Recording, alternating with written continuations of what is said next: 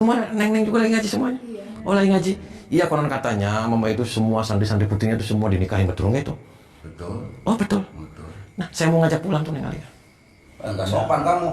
Nggak sopan kenapa? Harus izin dulu sama guru saya, main bawa pulang-pulang aja. Lah saya atas nama orang tuanya Mas, mohon maaf nih. Karena orang tuanya. Ini bukan gurunya, dia santrinya. Lah saya atas nama orang tuanya. Orang tuanya tidak terima, tidak ikhlas, tidak ridho.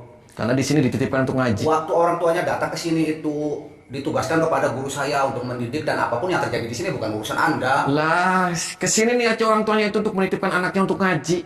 Kenapa malah di sini mau dinikahin? Edan aja.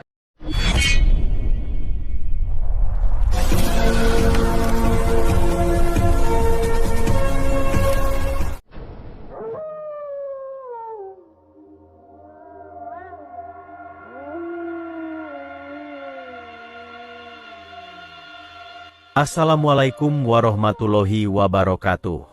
Sahabat pemirsa yang berbahagia, selamat menyaksikan kembali kisah dakwah perjuangan Ustadz Kang Ujang Bustomi, dan semoga kesejahteraan senantiasa terlimpahkan kepada kita semuanya. Video ini adalah ketika Kang Ujang membongkar Mama Yai Mursid, seorang kiai pimpinan Torekoh Bumi Langit. Kiai Mursid ini dengan teganya menikahi banyak santriwati yang mondok di pesantrennya. Dan Kang Ujang datang adalah untuk menghentikan perbuatan yang sangat bejat itu. Lalu bagaimanakah aksi Kang Ujang Bustomi dalam menjalankan misinya kali ini? Silahkan disaksikan kisahnya selengkapnya.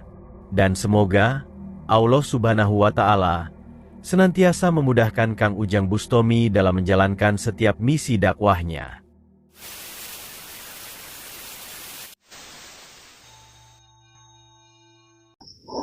Allahumma salli ala Muhammad ya Rabbi salli alaihi wa sallim. Allahumma salli ala Muhammad ya Rabbi salli alaihi wa sallim. Rabbi fanfa'na ببركتهم واهدنا الحسنى بحرمتهم ربي فانفعنا ببركتهم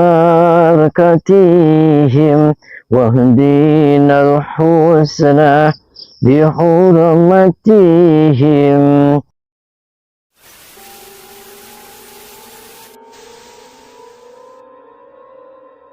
Jadi saya ke situ mau mendatangi ketua Torekoh. Namanya ketua Torekoh Langit dan Bumi. Yes, itu namanya Mama Yai Mursid. Mama Yai Mursid ini mempunyai banyak sekali ratusan santri-santriwati.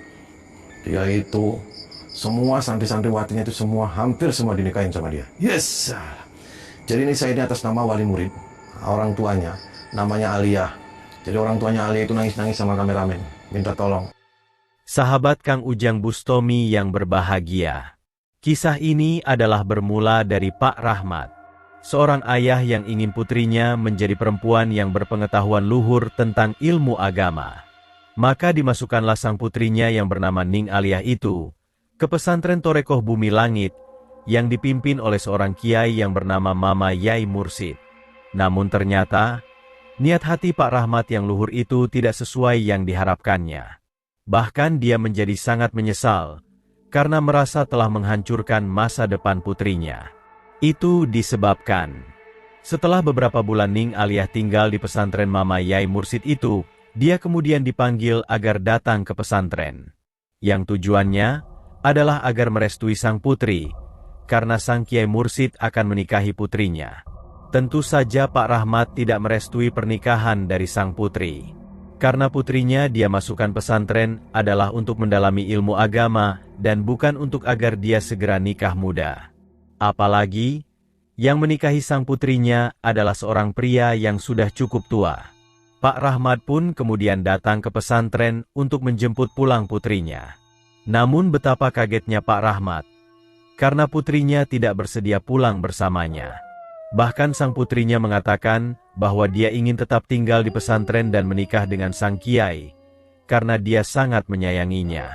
Mendengar perkataan putrinya yang demikian itulah, yang kemudian membuat hati Pak Rahmat menjadi hancur. Dia tidak mengira putrinya akan berkata yang demikian.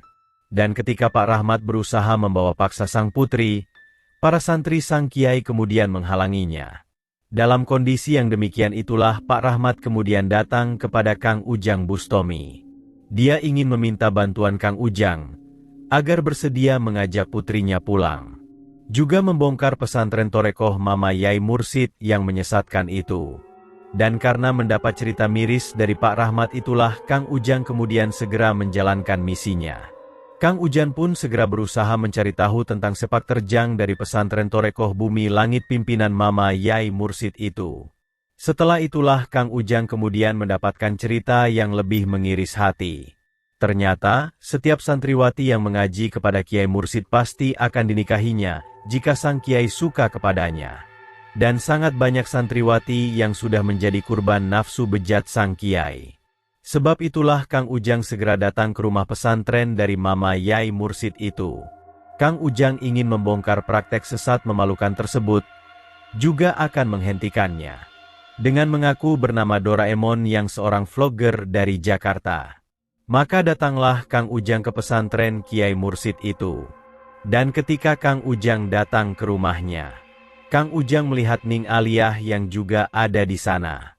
Dia duduk di samping sang Kiai, juga beberapa santriwati yang juga diakui sebagai istrinya. Juga ada banyak santri murid Kiai Mursid yang ada di sana. Dan setelah mengenalkan dirinya, Kang Ujang pun segera menyampaikan tujuannya yang sebenarnya.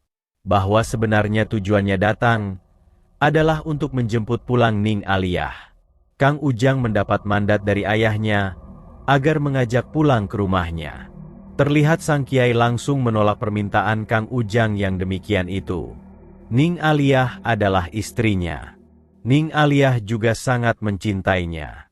Kang Ujang tidak punya hak untuk mengajak pulang Ning Aliyah begitu saja. Saya atas nama orang tuanya. Orang tuanya tidak terima, tidak ikhlas, tidak ridho. Karena di sini dititipkan untuk ngaji. Waktu orang tuanya datang ke sini itu ditugaskan kepada guru saya untuk mendidik dan apapun yang terjadi di sini bukan urusan Anda. Lah, kesini nih aja orang tuanya itu untuk menitipkan anaknya untuk ngaji. Kenapa malah di sini mau dinikahin? Edan aja. Orang dianya mau. Lah Neng Alia, ayo pulang. Kenapa mau nikah? Saya cinta sama Pak. Oh, dengar kan? Dianya aja gak mau. Kenapa malah cinta? Apain kamu? Mohon maaf sama saya kasar sama Anda. Urusan saya ini, apain urusan kamu? Kamu jangan campur. Kang Ujang mencoba minta izin kepada Yai Mursid untuk mengajak pulang Ning Aliyah. Namun sang Kiai tetap tidak mengizinkannya. Dan ketika Kang Ujang mengajak langsung pada Ning Aliyah pulang, ternyata dia juga tidak bersedia. Dia ingin tinggal di pesantren, dan merasa bahagia bisa menikah dengan kiainya. Termasuk juga para perempuan santriwati yang lain. Para santriwati itu juga merasa sangat senang ketika sang Kiai memilihnya menjadi istrinya. Dan mendengar hal yang demikian itulah, Kang Ujang menjadi sangat yakin. Kang Ujang merasa ada kekuatan gaib tidak wajar yang menguasai jiwa para santriwati tersebut. Dan sepertinya hal gaib itu adalah ilmu gendam yang mengerikan. Sebab itulah Kang Ujang membulatkan hatinya. Apapun yang terjadi, Kang Ujang harus bisa menghancurkan hal keji di pesantren Torekoh Mama Yai Mursid ini. Kalau nggak kamu gendam, kamu nggak mungkin semua santriwati seperti itu. Enggak apa-apa, soalnya istri tua saya udah kecot, udah peot. Jadi saya nyarinya muda-muda. Ya Edan tuh kan, Pak Edan. Tambah kesempatan saya jatuh. Yuk Neng Alia pulang. Jangan sampai saya maksa kamu. Saya nggak mau pulang, saya mau di sini. Tuh, dengerin, Kamu loh. diajarin ngaji nggak di sini? Saya diajarin ngaji. Ngaji apa? Diajarin ngaji apa? Ngaji segala-gala. Ngaji apa ngaji Indil? Ngaji, udah pinter, udah pandai. Yuk Neng, pulang. Yuk pulang. Kang Ujang pun tidak ada pilihan lain lagi. Kang Ujang mencoba mengajak Ning Aliyah dengan paksa, yaitu agar Ning Aliyah pulang dan meninggalkan pesantren Torekoh yang menyesatkan itu. Akan tetapi, apa yang dilakukan Kang Ujang tersebut menjadikan Kiai Mursid dan para santrinya menjadi sangat marah. Mereka semua bangkit dan langsung ingin menghajar Kang Ujang Bustomi. Kamu jangan coba-coba macam-macam, ini profesi guru saya. Profesi apa kamu? Jangan ikut campur lah. Urus saja urusan kamu aja belum tentu benar. Lah ya kamu jangan lindungin dia, jangan ya Edan. Orang itu benar itu Saya kesini kalau nggak atas nama si Ali, nggak mungkin saya juga saya tahu berarti. itu boleh istrinya lebih daripada satu, Pak. Lah.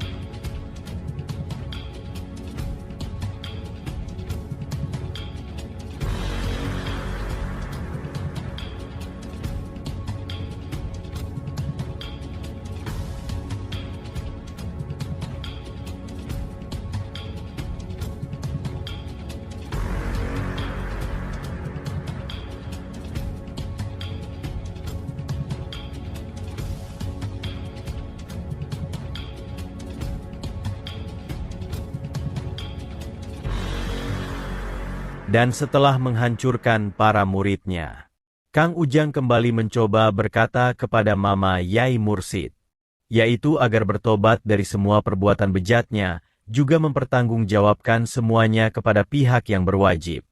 Namun Yai Mursid ternyata tidak ingin bertanggung jawab dan menyerah. Sebab itulah Kang Ujang juga menghajarnya, hingga sang kiai sesat itu mendapatkan ganjarannya. Kenapa kamu jahat? Yang orangnya dia cinta, Ya kalau nggak digendam, nggak dipelet sama kamu nggak mungkin.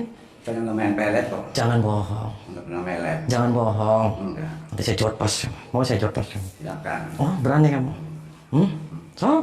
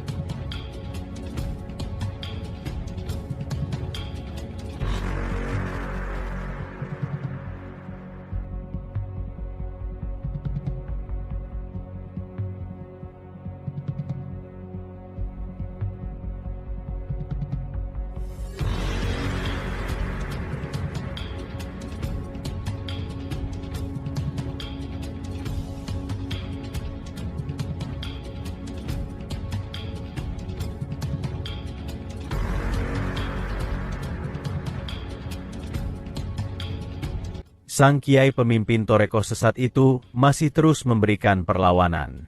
Dengan kemampuan ilmunya, dia berusaha menyerang dan menghancurkan Kang Ujang Bustomi.